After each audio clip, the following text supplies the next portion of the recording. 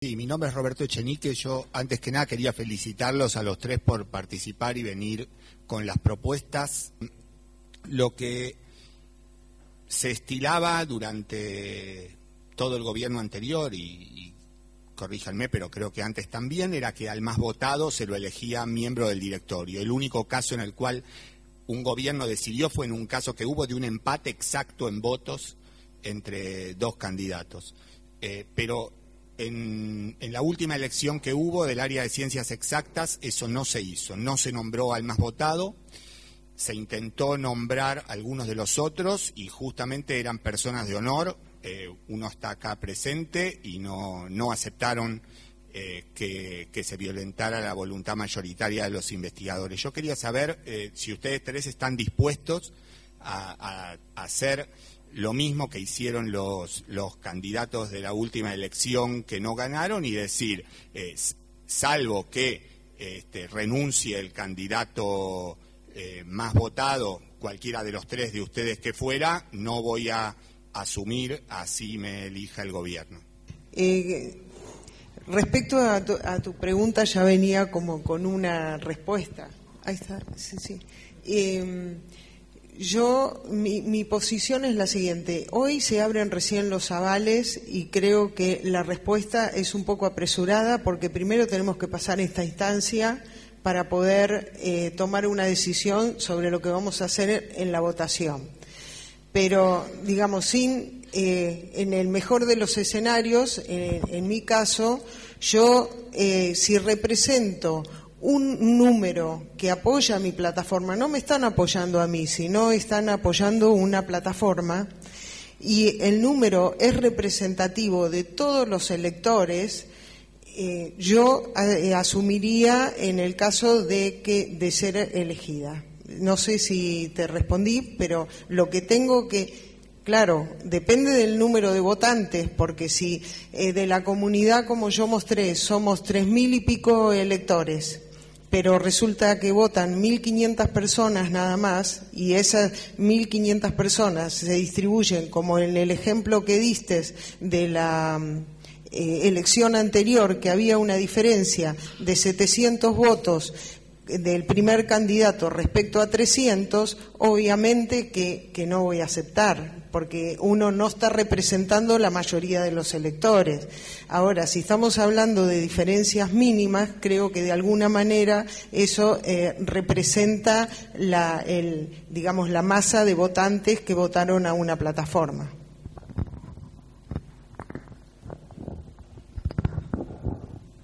Respecto a eso, primero, quiero expresar mi absoluta independencia, es decir, yo me presento a candidato a director de CONICET de una manera absolutamente independiente y no pertenezco, o sea, no represento una idea política. Obviamente uno no puede decir que es apolítico, pero yo no represento ninguna idea política. Sin embargo, en el momento en que acepté ser candidato, acepté los reglamentos existentes, o sea, no los cuestioné en un principio. Por lo tanto, como dice Mirta, si yo tuviera, si se me ofreciera, no siendo el candidato más votado, evaluaría a partir del número de votantes que he tenido de aceptar o no esa posición. Es decir, considero que el término honorabilidad por incumplir un sistema existente es incorrecto. O sea, yo no considero que una persona, no sé si lo aceptaré en el momento porque es muy incipiente, todavía no hemos sido ni refrendados por los avales. En el momento que se me solicite ser director, si se diera el hecho de que no soy el candidato más votado, en ese momento lo evaluaría. No considero que si aceptara sería un hecho amoral o no honorable. Sería nada más que cumplir con la legislación vigente. O sea, esa es mi posición en este momento. Ahora, claramente es una anticipación. Yo tendría que ver la situación en ese momento y ver O sea, no tengo una posición decidida, pero claramente disiento en decir que no es honorable aceptar una nominación de un cargo que indefectiblemente, a pesar de que no nos guste, es un cargo de funcionario. O sea, siendo director o siendo vicepresidente, es un cargo de funcionario, porque CONICET es un ente autárquico. Y además es muy importante tener presente que así como nosotros nos preguntamos si la persona tomaría ese cargo, es importante saber también si, además de tomar ese cargo, sería capaz de desempeñarse como vicepresidente de CONICET si así se lo exigen. Eso es fundamental, porque si no fuera así, nos quedaríamos sin representante de la gran área como vicepresidente de CONICET en este periodo.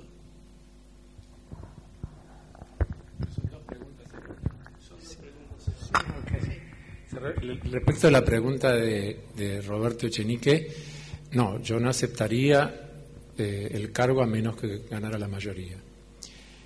Y si me quisieran ofrecer el cargo siendo segundo o tercero, preguntaría por qué no se lo quieren ofrecer al primero. Porque, considero más importante que las personas las plataformas electorales. Por lo tanto, si realmente esa discreción ya existe de antemano, no hagamos la elección, porque no es que hay 10 candidatos de los cuales pueden elegir uno de los 3 más votados, sino que hay 3 candidatos y en la otra área hay 2. O sea, que directamente anulemos el gasto de energía y que se nos elija, porque se supone que alguno va a sacar un voto, o sea, votar a sí mismo. Por lo tanto, sobre la segunda parte que preguntó Eduardo, porque yo sé que esto está en el ambiente, pero voy a aclararlo primero. No, yo si saco la mayoría de votos y soy nombrado, voy a aceptar, obviamente, para eso me presento. Esto no es una candidatura testimonial. Lo quiero aclarar fuertemente porque sé que en las redes sociales se hicieron afirmaciones incorrectas sobre esto. Mi intención es ganar y aceptar, ¿de acuerdo? Respecto de la vicepresidencia del CONICET, no es lo que se concursa. No se concursa, no hay una elección para ser vicepresidente del CONICET. Pero en todo caso, si eso fuera una necesidad, no tendría ningún problema en evaluarlo. Creo sí realmente que el área de Ciencias Biológicas y la Salud ya lleva 8 años aportando a la vicepresidencia primera de Asuntos Científicos y le correspondería, ya por costumbre, no sé si por reglamento, o al área de Ciencias Exactas o al área de Ciencias Sociales.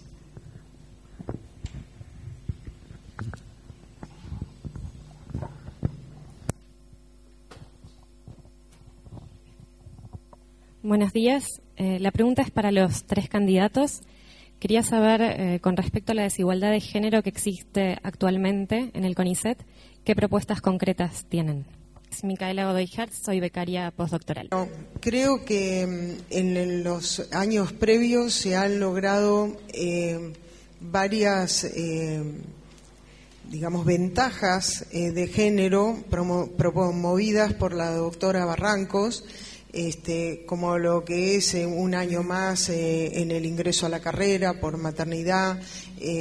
A mí me parece que eso es muy valioso, pero a pesar de eso, yo le pregunté a la doctora Barrancos por qué no un año más para ambos, porque eso atenta, contra los cuidados parentales, es casi antibiológico.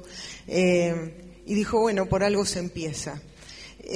Por otra parte, respecto a tu pregunta, yo creo que en la situación, en el escenario actual, que se van 2 mujeres en cargos o representando a 2 grandes áreas, y siendo yo la única candidata de representante del género como candidata, todavía no asumí,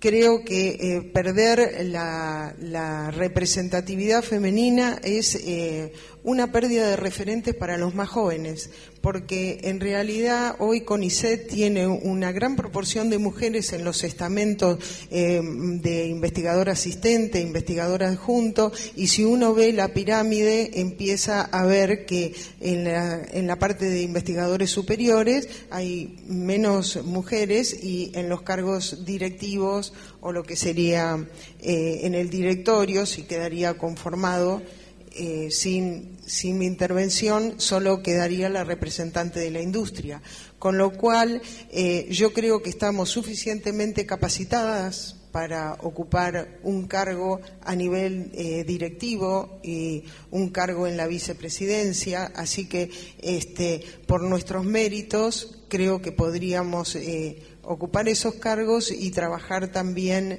en pos de algunas demandas que tienen que ver con lo que yo dije, igualdad de oportunidades y maltrato laboral, que se ha visto muy sociabilizado a partir del 8 de marzo y que es un problema social, no del CONICET, pero el CONICET es una entidad que es progresista en sus ideas, y entonces como tal deberíamos también ir con los hechos.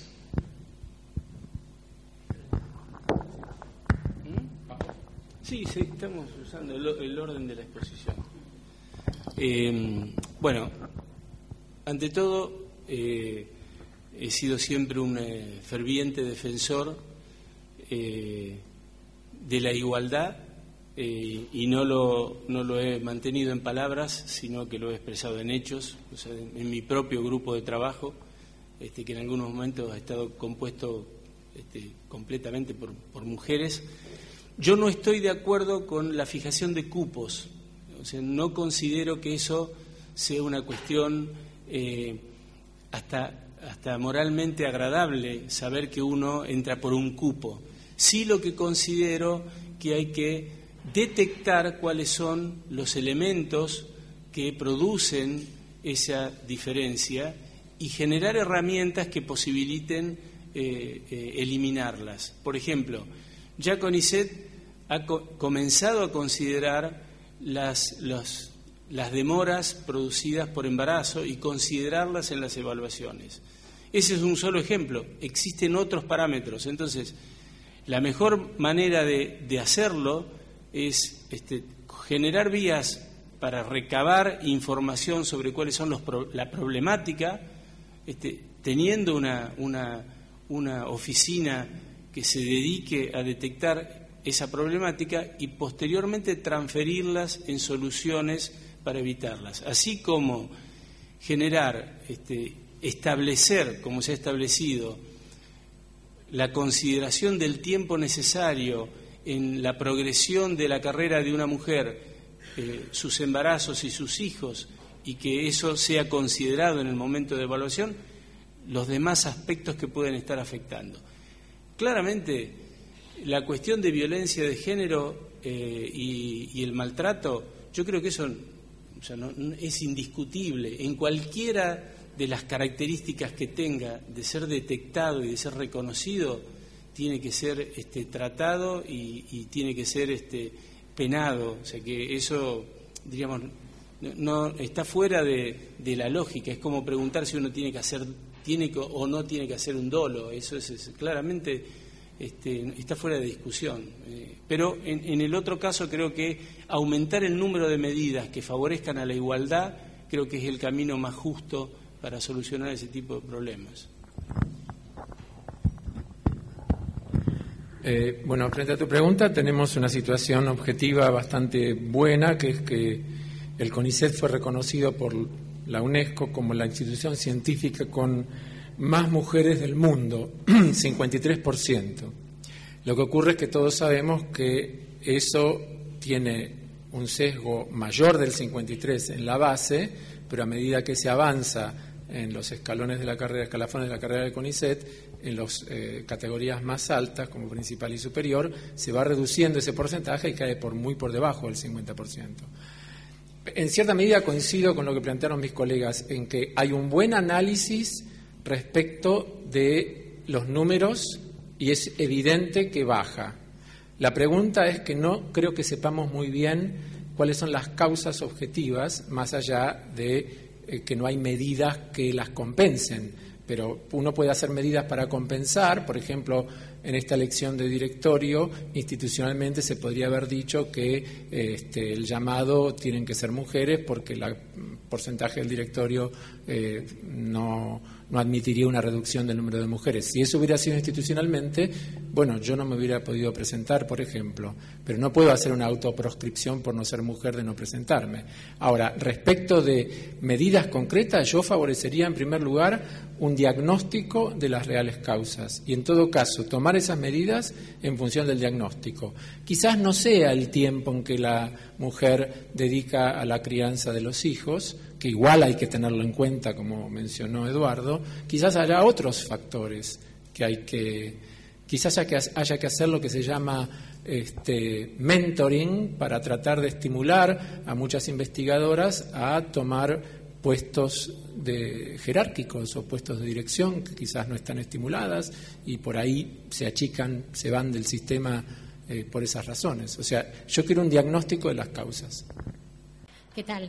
Lucía Franchini, investigadora independiente del CONICET. Bueno, el tema del presupuesto es el principal problema. Sin presupuesto no hay ninguna posibilidad del CONICET y por una cuestión de ignorancia les voy a hacer esta pregunta que tiene que ver con que cuáles son las herramientas concretas que tiene un director del CONICET para pelear por el presupuesto. Porque a mí me da la impresión que el tema del presupuesto se discute en otras instancias y que por ahí es poca la injerencia que un director del CONICET puede hacer, o por lo menos es lo que yo he visto hasta ahora en mi historia en el CONICET, que no es tan larga, pero que tiene algunos años. Así que bueno, es una pregunta para los tres candidatos. Muchas gracias. No, yo mostré en mi propuesta de que realmente el presupuesto sí se discute en otras instancias, un aumento del presupuesto, pero no la distribución del presupuesto, que eso sí es resorte del directorio. En el tema del aumento del presupuesto, las instancias legislativas y los que votan son los legisladores y nosotros tenemos que hacer un trabajo a nivel político y yo de lo que escuché, los tres coincidimos en que desde la sociabilización de la ciencia hasta ir a la Cámara de Diputados tiene que ver con un trabajo que se debería haber hecho por parte de la presidencia de CONICET, porque debemos seducir de lo importante que somos y que lo entiendan para que nos aumenten el presupuesto. Es inaceptable que todavía se siga hablando de ciencia básica y de ciencia aplicada, porque es un continuo y entonces, ¿quiénes van a desmitificar eso si no son los propios actores como lo que es el CONICET? Y en lo que tiene que ver a la distribución, bueno, eso es un resorte sí del directorio y creo que tenemos que tener en cuenta, además de las 4 grandes áreas, quiénes conforman el directorio, porque hay temas que son de interés de la industria, interés de las provincias, y ellos los ponen en las mesas de discusión. ¿Y cuál es la postura que nosotros vamos a tener con respecto a eso? Eso es muy claro, porque si no, de otra manera, eso después se nos vuelve en contra, ¿no es cierto?, de que hay necesidades sociales que no estamos cubriendo. Está bien, paso. Yo creo que los directores de CONICET, salvando las cuestiones jerárquicas que tienen que cumplir, sí tienen la posibilidad de tener un verdadero impacto en la obtención de presupuesto. Por ejemplo, CONICET no puede dejar de estar presente en la Comisión de Ciencia y Técnica, como dijo Alberto, eso es importante, pero más aún es en la Comisión de Discusión del Presupuesto del Congreso de la Nación. ¿Por qué? Las universidades, estando presentes en la última reunión de la Comisión de Presupuesto, obtuvieron una planilla especial correctora del presupuesto que se le asignaba. Es decir, eso es un solo ejemplo que estoy dando. Es decir, la presencia continua en los puntos donde se define el presupuesto es absolutamente necesario. Y el presupuesto se decide en múltiples lugares. Es decir, hay que hablar con los gestores de ciencia y técnica del gobierno. Si podemos llegar a hablar con el estamento más alto que tengamos del gobierno, lo vamos a hacer, porque hay que hacerlo, y hay que, dentro del directorio, si no lo podemos hacer nosotros, porque tenemos que esperar o porque tenemos que cumplir determinada formalidad, tenemos que hacer presión para que aquellos que tienen que hacerlo, lo hagan. Entonces, yo creo que sí, si uno tiene verdadera decisión, puede, por lo menos, pelearla, tiene que estar presente, exactamente. No, sí, yo creo que el directorio tiene un papel fundamental en presionar para aumentar el presupuesto por múltiples razones. La primera es, bueno, voy a decir, yo creo en mi poder de convencimiento. Yo creo que si tengo razones para explicar en el directorio por qué hay que aumentar el presupuesto, no me tengo que sentir avergonzado ninguno de nosotros de hacer ese pedido si creemos que realmente es justo. O sea que una de las cosas importantes es tratar de que el directorio no ponga la tierrita debajo de la alfombra diciendo que no hay ajuste, sino que reconozca el ajuste. Por supuesto, la presencia en las comisiones. Pero vamos a poner un ejemplo actual. Se ha presentado al presidente del CONICET y al ministro 2 petitorios y pedidos de audiencia. Uno que firmaron 134 directores de unidades ejecutoras y otro que firmaron 27 directores de unidades ejecutoras de Córdoba, cuyo contenido es muy similar al de los 134, o sea que ya estamos en cuanto 160 estamos, y creo que hay más porque el cuyo. Y esas cartas apuntan a la crisis presupuestaria. Si yo estoy en el directorio, lo primero que tengo que decir, bueno, doctor Ceccato, urgentemente reciba a esta gente. Urgentemente tratemos el tema, urgentemente veamos qué podemos hacer, porque es el reclamo de nuestros directores. Y todos los directores, los 160, no son, como se dijo por ahí, los ex amigos del ministro de la Capital Federal que están enojados con él, y esos 160 tampoco son todos K, como para que se les endilgue, como dijo el doctor Ceccato, que quienes protestan es por motivos políticos, quiso decir partidistas. O sea, sí, el directorio tiene un montón para hacer, un montón. Alejandro de Lorenzi es mi nombre. Me surgió a partir de esta mini charlita que tenían recién, que si bien es la mirada muy adentro para el CONICET, en mi caso en particular, mi consideración a quien vote, también es que la mirada crítica del intelectual, en este caso de los directores del CONICET, hacia las miradas que tiene y los proyectos que propone el gobierno nacional, tienen que estar presentes. Si esta mirada crítica está, y esta mirada crítica pide más presupuesto, que eso también lo mire de afuera, porque si bien está el legislador, también están los representados. Y ustedes tienen un rol muy importante en mostrar si es cierto que la lluvia de inversiones que viene, si es cierto que el modelo que propone este proyecto nacional es compatible con esto que están proponiendo del CONICET. Si vamos a hacer crecer un CONICET, ¿y para qué? ¿Y dentro de qué proyecto nacional? Entonces la pregunta concreta es si ustedes van a mostrar lo que piensan del proyecto y van a poner espíritus críticos acerca de estos modelos de crecimiento que están en juego, al menos en pugna en este momento. Yo no tengo limitaciones más que mis propios principios y mi idea para expresarme respecto a lo que sea. Es decir, no creo, digamos, hasta la pregunta me parece, digamos, incontestable por lo siguiente. Yo creo que, lo digo por mí, pero creo que todos los demás candidatos vamos a ser auténticos y vamos a expresar nuestras ideas y vamos a expresar nuestra posición con el verdadero convencimiento que tenemos. Si eso implica expresarnos en forma crítica, lo vamos a hacer. O sea, yo creo que no hay duda al respecto. O sea, en respuesta a esto creo que yo asumo con la libertad absoluta de expresar mis ideas en el directorio, siempre y cuando no sean ofensivas para los demás miembros y para el entorno, pero creo que la idea es poder llevar a un directorio un pensamiento independiente y libre de prejuicios y de ataduras, sino que expresar realmente lo que es mejor para la institución y, por ende, para la sociedad. Coincido totalmente de que nosotros en la institución hemos desarrollado pensamiento crítico. ¿Por qué no lo vamos a poner, digamos, en juego en este tema del presupuesto? Tenemos capacidad de análisis y creo que también podemos llegar a tener convencimiento sin ningún tipo de compromiso, porque nuestros argumentos, y por eso yo digo muchas veces que tenemos que trabajar en los territorios, porque no sabemos en qué escenario lo vamos a tener que discutir. Y la verdad que los territorios presentan diferentes escenarios. Por ejemplo, en esta provincia hay un Ministerio de Ciencia y Tecnología, con lo cual uno puede tener un interlocutor. En la provincia de Santa Cruz ni siquiera está en el organigrama. En la provincia de Chubut tiene un rango de subsecretaría.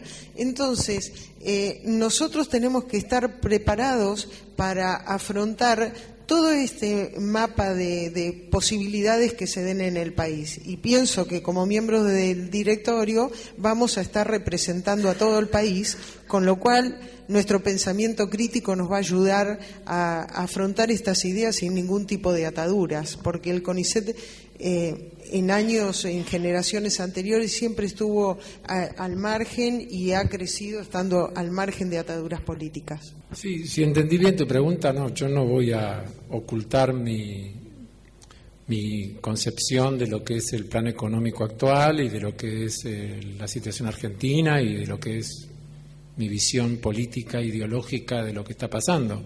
Por supuesto que eso no me va a impedir hablar con gente que no piensa igual que yo y que tratemos de patear para adelante en algunos aspectos, pero claramente no puedo desconocer que cuando se dice que los investigadores tienen que fundar sus propias empresas, en paralelo se está castigando a la pequeña y mediana empresa con servicios que están hoy a la orden del día, la lucha por el tema de los servicios, de luz, gas, teléfono, etcétera, y además donde se ha abierto la importación de productos manufacturados de manera casi indiscriminada, que hace que la producción nacional, que sería un recipiente lógico de la actividad de ciencia y técnica y la transferencia tecnológica, está siendo castigada por la importación de productos manufacturados. O sea, hay un contexto, pero en ese contexto vos mencionaste lo intelectual, lo cultural, lo voy a decir de una manera un poco bruta. Muchas veces se ha dicho, incluso en el gobierno anterior, las autoridades, de que la ciencia no es una actividad cultural, sino que es una actividad que produce bienes y servicios. Estoy de acuerdo que puede producir bienes y servicios, pero yo creo que la ciencia es una actividad cultural y me arrepiento de no haberlo contradicho en ese momento. Yo creo que la ciencia tiene un papel importantísimo. Si no, miremos cuando se va a discutir aborto, cuando se va a discutir minería a cielo abierto, cuando se va a discutir organismos genéticamente modificados, cuando se va a discutir agrotóxicos, cuando se va a discutir calentamiento global. Un país que no tiene científicos entrenados capaces de resolver problemas a través de doctorados, de excelencia, etcétera, no puede generar una opinión pública informada. Entonces, la política está íntimamente ligada. Yo soy Osvaldo Uchitel, investigador superior, jubilado y contratado. Yo quería referirme un poco a mirar hacia adentro del CONICET, en particular el directorio en sí. La conformación del directorio es una cosa bastante complicada, e inclusive la votación que se va a llevar adelante también es bastante complicada. Como usted dijo que se vota por 3, yo pensaba que eran por 2, ahora me enteré a través de usted, Mirta, que se vota por 13 personas, o sea que, y además vota una parcialidad de los investigadores, creo que los becarios no votan, así que quería ver un poco. Yo recuerdo en un momento dado, cuando se discutió dentro del CIN, dentro del Consejo Interuniversitario, la elección de un miembro para el directorio del CONICET, y hubo una frase que me la transmitió un rector diciendo: no, ese es un lugar para un rector que se jubila. En fin, ustedes van a trabajar con otros miembros en el organismo que fueron elegidos totalmente de forma diferente. Quiero ver si tienen alguna visión, si piensan que esto hay que cambiarlo, si esto hay que dejarlo y en qué sentido. Si entendí bien la pregunta, modificar la estructura del directorio es una cosa que excede al directorio porque es por ley. Entonces, el directorio que tenemos hoy es real, que tiene una estructura muy diversa. Nosotros venimos de la academia y hay otra gente que, como por ejemplo los representantes de la provincia, o el ejemplo que dio para partir del representante de la universidad, no ponen en valor la actividad y que cualquier decisión que tomen eso repercute. El tema de la ciencia y la tecnología estuvo socialmente muy presente en los 10 años previos. Es decir, nadie puede negar de que la presidenta en cada discurso siempre estaba nombrando a los científicos argentinos. Creo que eso nos dio una responsabilidad enorme en la sociedad y tomó conciencia ahí en la sociedad de que ese representante de las provincias en ese lugar del directorio cumple un rol muy importante. Yo en el ejemplo que di antes, que hay provincias que ni siquiera lo registran en el organigrama, hoy hay algunas provincias que crearon las subsecretarías o crearon, ascendieron el rango a través de esta sensibilización social que hubo sobre lo que es la actividad de ciencia y técnica.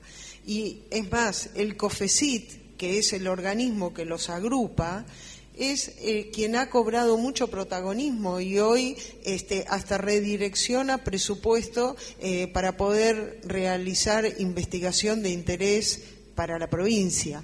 Con lo cual pienso que, digamos, la conformación hoy del directorio, también con otro miembro de la industria, que el anterior fue a ocupar un cargo en una fundación YPF, que también es socio CONICET, realmente es gente que está comprometida desde otros ámbitos con el rol que tiene CONICET. Así que, digamos, no podemos cambiar la estructura, pero sí que vamos a tratar de, si estos representantes reflejen el espíritu de la comunidad científica lo más posible, y eso lo tenemos que hacer sociabilizando en los distintos estamentos que nos representan. Tratemos desde las universidades, por ejemplo, jerarquizar y que no ocurra más esto, ¿no es cierto?, que sea alguien de trayectoria. Bueno, no sé si respondí, pero es lo que entendí. No sé si debo decirlo, pero bueno, ya que estamos acá nosotros solos, a mí no me gusta la proporción de representación que tenemos los investigadores en el directorio de CONICET. O sea que yo considero que, siendo que es una institución absolutamente científica y que es la institución señera en ciencia en el país, considero que, desde mi punto de vista, yo me considero que los investigadores estamos subrepresentados en ese directorio. El directorio no es cambiable porque está en la misma ley, en el decreto ley del año 96 que firma el doctor Menem y Decibe y Rodríguez, en el cual está también el reglamento de elecciones de CONICET y el estatuto en general, y cuando se define CONICET como ente autárquico, o sea que en realidad tendría que cambiar la composición del directorio. Se podría hacer, pero o sea, no es una cuestión simple y a la brevedad, y además que hay obviamente muchas fuerzas en pugna, porque yo tengo esta opinión, pero en realidad si le consultan a los rectores van a opinar diferente de lo que yo opino. Sí considero de que la gente que llega al directorio de CONICET es gente preparada y con la cual uno puede discutir temas profundamente, puede negociar y puede llegar a acuerdos. Yo creo que eso es fundamental. Yo creo que es fundamental lograr una gestión en la cual logremos consolidar criterios entre los investigadores que estamos en los que venimos como representantes de las grandes áreas, o sea que a veces es difícil, pero lograr consensos y además lograr discusión y consenso con los otros miembros del directorio. Creo que eso es el camino a corto plazo, ¿no? Sí, no, yo tampoco estoy de acuerdo con la actual composición del directorio. Como dijo Eduardo, proviene del decreto de 1996, decreto ley, que digamos que el propulsor de esa visión de cómo formar el directorio es Juan Carlos del Bello. Yo fui crítico durante la gestión de Barañao sobre cómo se mantenía esa composición del directorio, y no se me escuchó en ese sentido, tampoco porque yo esté en desacuerdo, creo que tampoco la comunidad hizo mucho para que eso cambie. Entonces el problema que se plantea a uno es decir, bueno, si no está de acuerdo con la composición o con la limitación de la representatividad, ¿se presenta o no se presenta a elecciones? Yo creo que vale la pena, que hay que dar la batalla en todos los campos y que vale la pena presentarse, pero sí, no estoy de acuerdo. Sí me gustaría que dentro de la restricción que tiene el decreto ley de 1996 hubiera lugar para que hubiera por lo menos veedores de técnicos y veedores de becarios, que participaran y escucharan las reuniones del directorio. Yo insisto en la transparencia de eso, porque acá, por ejemplo, la reunión del Consejo Directivo está como esta reunión, se transmite, ¿no es cierto? La del Consejo se transmite y tiene que guardarse esta formalidad en el que un representante habla, propone algo y si hay motivo de votar se vota, pero no es que es una especie de reunión de consorcio, porque eso degrada la institución. Tenemos que formalizar las reuniones de manera tal de que se parezcan en su formalidad a las reuniones donde se deciden cosas discutidas, pensadas y votadas. Y no, porque si no se presta a malas interpretaciones de, qué sé yo, te doy esto, me das aquello, qué sé yo, ese tipo de cosas. Dicho sea de paso, voy a aprovechar para decirlo, somos representantes de áreas y representamos a nuestras áreas, pero también vamos a opinar sobre otras áreas. Y, por ejemplo, a mí me parece fundamental, me han preguntado, y te han preguntado a vos también, si estamos de acuerdo en que se siga dividiendo 25% para ciencias sociales, para ciencias, ingenierías y tecnología, para exactas y para de la salud y biológicas. Y yo dije que sí. Y estando sentados ahí tendremos que preocuparnos también para que no haya problemas con otras áreas. Y sin duda lo que no queremos hacer, y yo descarto que mis colegas tampoco, es estar sentado ahí para llevar agua al molino propio de su instituto o de su nicho ecológico. Eso es antiético, eso es incorrecto. Por eso cuando la gente te dice, no, voy a decirlo en voz alta, hubo un investigador superior del CONICET que no me va a votar, que dijo, ¿para qué se presenta Alberto si ya tiene su edificio?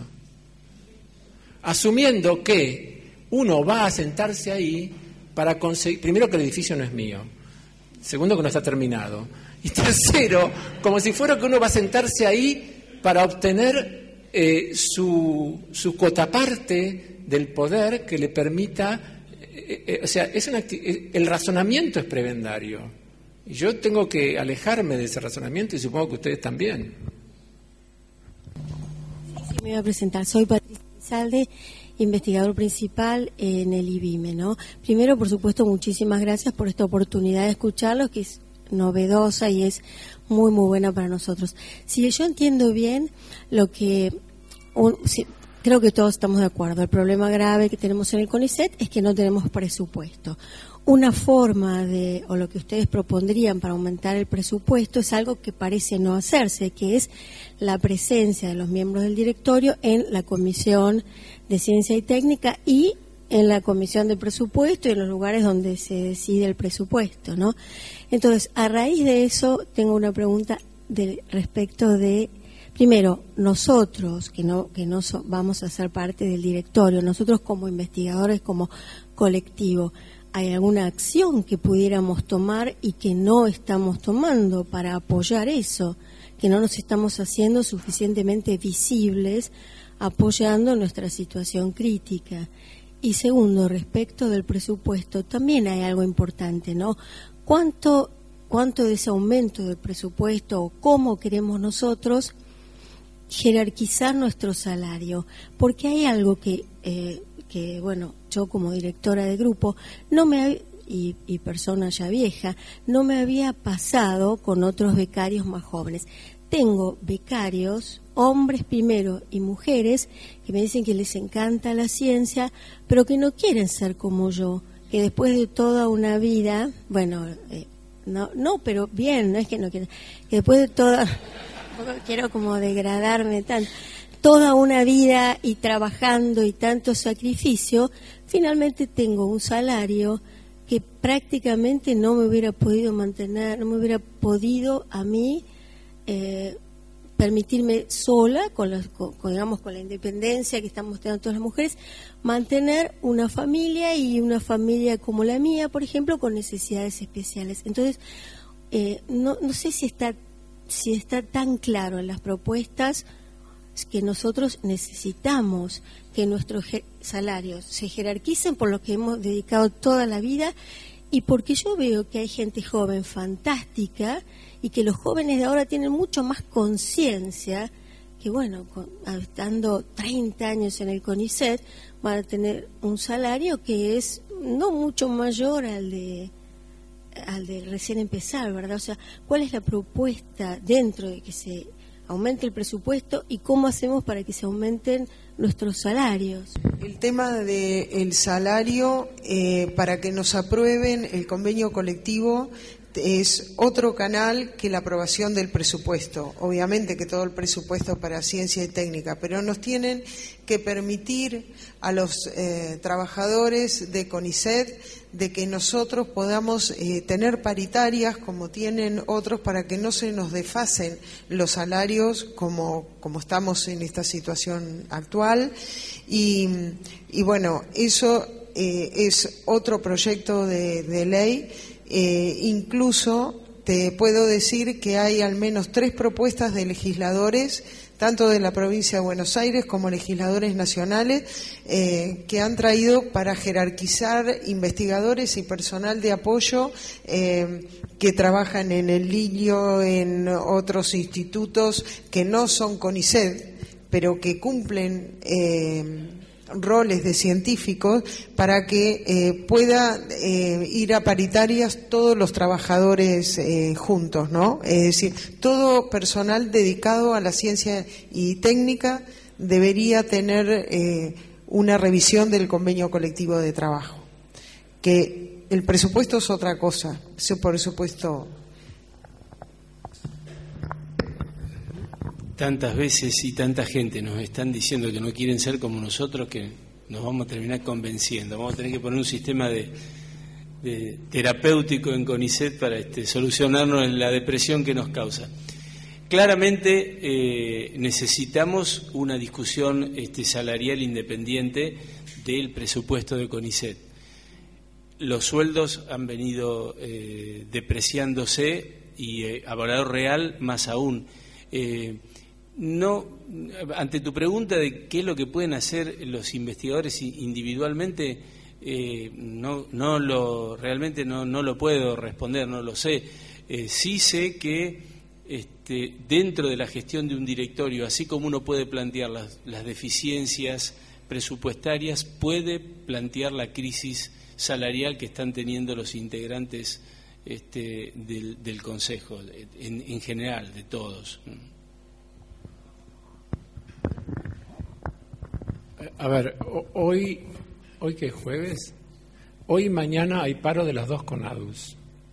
De hecho, hoy tendríamos que dar clase de introducción a la biología molecular y celular a las 18 y se levantó la clase por el paro y va a haber una gran movida en Aeroparque con clases públicas. Eso tiene que ver con el reclamo salarial en el ámbito de la universidad. En el ámbito del CONICET es más difícil hacer paro porque nadie se entera si uno un día fue a mirar las células o los ratones o no. No obstante, vos hiciste un planteo que me parece correcto. ¿Qué podemos hacer los investigadores que no estamos sentados en el directorio? Yo ahora no estoy sentado en el directorio. Y creo que más allá del tema gremial que se manifiesta por paros o clases públicas y qué sé yo, tendríamos que unirnos para hacer valer, creer que la lucha por un salario jerarquizado y justo es justa y juntarnos entre nosotros.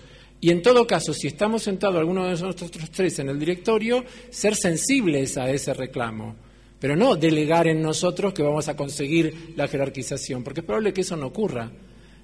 Hace falta una presión. Yo creo que Eduardo mencionó la presión. No sé si Mirta también la mencionaste, pero esa presión tiene que venir desde abajo, desde los investigadores que están convencidos, como vos, que con ese sueldo no podrían mantener una familia y que los becarios cada vez están yendo, porque además de que no les alcanza, saben que si se quedan por ahí, cuando llegan, van a ser igual con los ingresos de nosotros. Entonces creo que hace falta que la gente tome conciencia por abajo. Nosotros podemos ser sensibles frente a eso o ayudar a liderarlo, pero no que nosotros vamos a solucionar el problema, porque sabés cómo son, es un tire y afloje. Mi pregunta es para Eduardo, porque vos, es un tema muy puntual, digamos, pero no menor. Vos mencionaste en algún momento, cuando hablabas de los criterios de evaluación, que algunas disciplinas habían sido perjudicadas por la aplicación de un criterio más generalista. Quería ver si podías precisar un poco más acerca de cuáles son, si las tenés identificadas, me imagino que sí, aquellas disciplinas, y cómo imaginás, digamos, aplicar criterios un poco más específicos, porque también eso, si bien comparto, digamos, que es necesario, también aparea un riesgo. Entonces, ¿cómo pensás en términos de cuáles son las disciplinas? Sí, no voy a nombrar una disciplina en forma específica, pero voy a dar dos ejemplos que van a poder aclarar esta situación. Es muy importante usar la bibliometría en la evaluación científica, y todos sabemos que es una herramienta útil. Sin embargo, la utilización de la bibliometría y las herramientas bibliométricas no pueden estar exentas de la capacidad y la consideración de un evaluador del tema. Entonces, si vos trabajás en un tema en el cual hay 20 personas en el mundo que trabajan en ese tema, puede ser que tu trabajo, que sea excelente, no tenga más de 20 citas. Entonces, el número de citaciones, que es muy importante, depende del área temática en el cual te encontrás. Si vos aplicás una evaluación absolutamente fría, en la cual no existe el experto que pueda considerar lo que se está evaluando, en general se comete una injusticia. Nosotros tenemos algunas disciplinas que están creciendo muy bien en el país, que son que están, si uno ve en forma relativa, están creciendo mucho. Por ejemplo, las ciencias veterinarias particularmente están teniendo un crecimiento muy importante.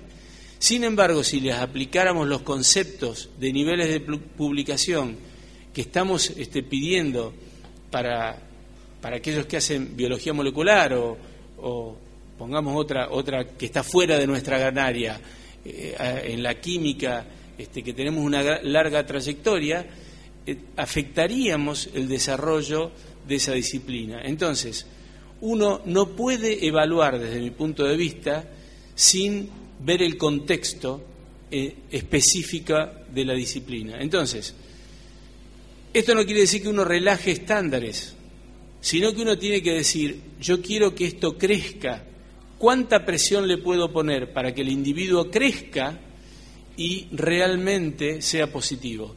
Si nosotros empezamos a prepararnos para correr y yo como entrenador del que corre le pido que corre 40 kilómetros el primer día, probablemente no va a llegar nunca a 40 kilómetros y no voy a lograr nada. Al que ya viene corriendo 35 kilómetros le puedo decir, bueno, vos mañana podés hacer 40 kilómetros. Quiero que mejores ahí. El que está corriendo 2 kilómetros, tengo que decir, bueno, tu meta es que saltes o que corras a 5 kilómetros. Yo creo que esa heterogeneidad debe ser considerada y tiene que indicársele a los miembros de comisiones, transmitirle esa intención, porque ellos mismos pueden hacerlo y lo reconocen.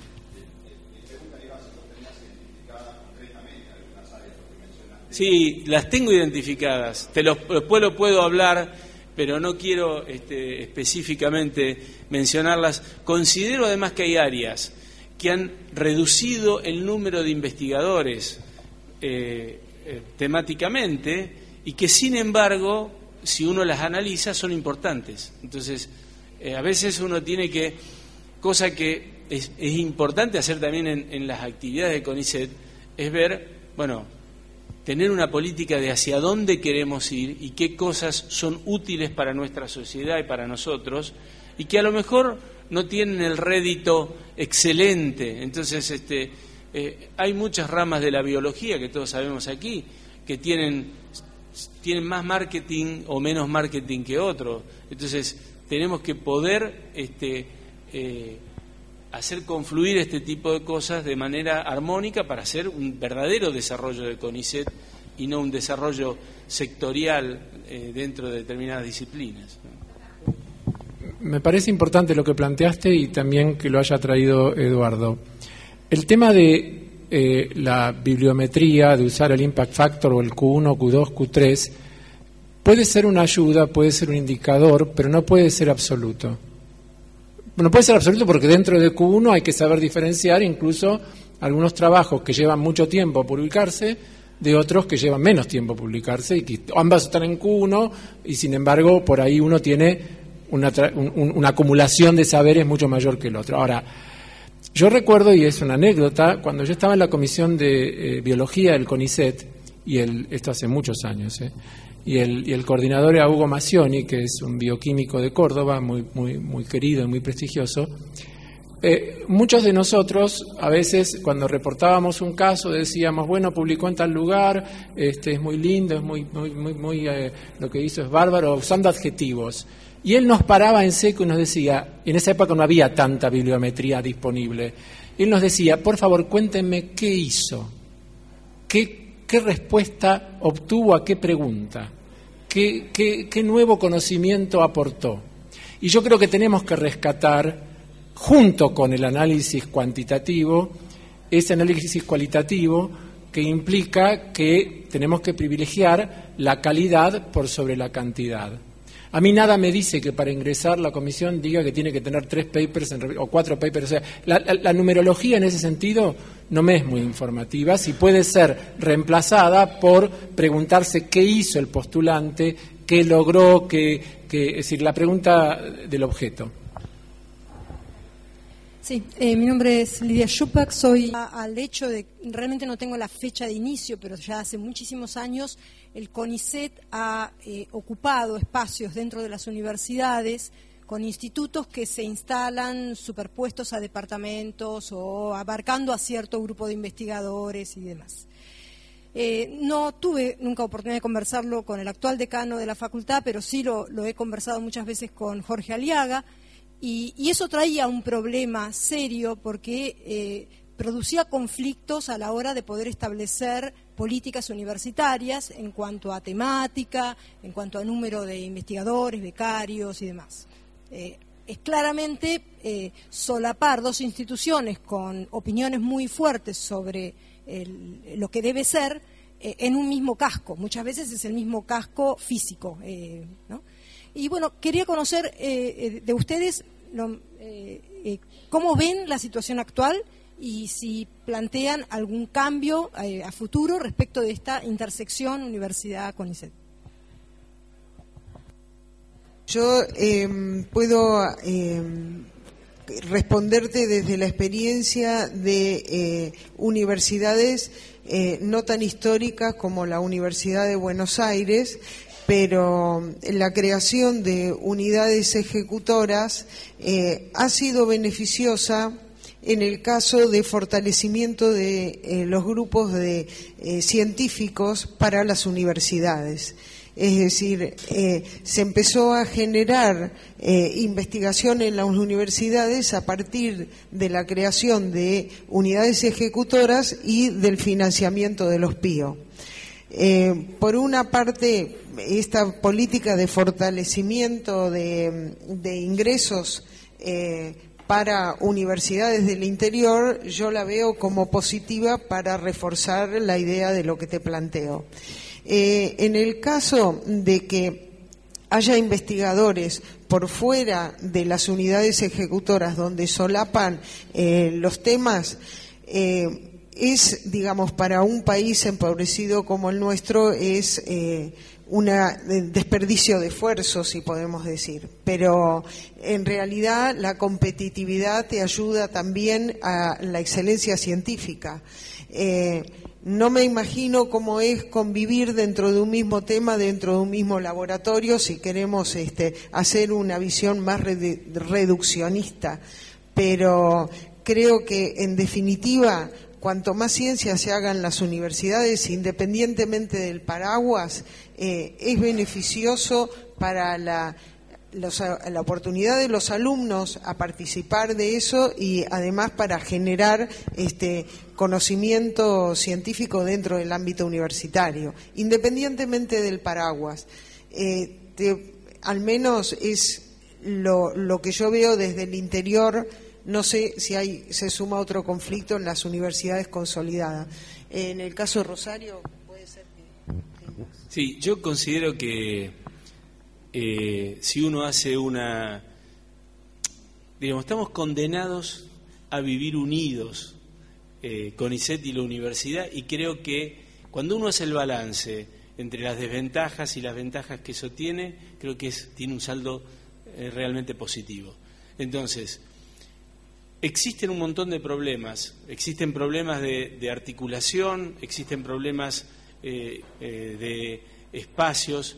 Sin embargo, considero que esa vinculación debe mantenerse y debe mejorarse, generando en algunos casos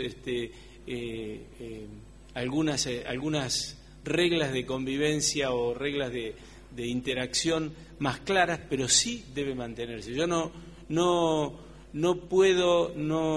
considero que tiene que CONICET estar asociado a las universidades, y en aquellos casos donde los institutos deban ser incluidos dentro de universidades, tienen que hacerse. Que a mí me parece que eso es positivo, y esa transferencia entre los estudiantes de las universidades a los institutos de investigación y de los institutos de investigación con individuos formados y profesores que transfieren su conocimiento al entorno académico, lo veo como totalmente positivo.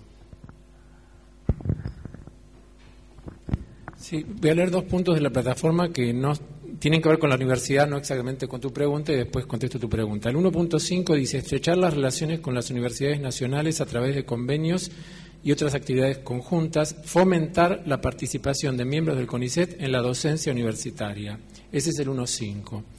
Y el 3.3, que lo mencioné antes, es garantizar que los llamados a los ingresos a la carrera de investigador científico, becas y otros instrumentos de financiamiento sean abiertos a lugares de trabajo dentro y fuera de las unidades ejecutoras, es decir, institutos. Es decir, el CONICET tiene una función que excede a los institutos, y no hay ciencia de nivel si no es cerca de las universidades. Y las universidades, si no, vean dónde el padrón o dónde crece el CONICET. El CONICET crece cerca de los grandes centros donde hay grandes universidades públicas, que son el semillero de nuestros estudiantes de doctorado y de todo lo demás.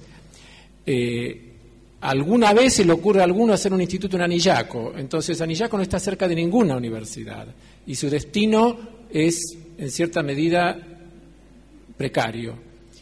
Ahora bien, respecto de los conflictos que hay, como puede haber habido o hay en nuestra facultad, de la territorialidad, etcétera, en primer lugar hay que tener en claro que la administración de espacios es del decano.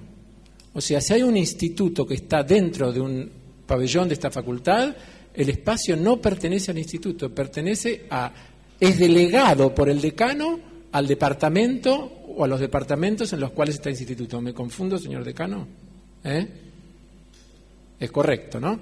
O sea que ningún instituto tiene derecho sobre espacios que pertenecen al decano.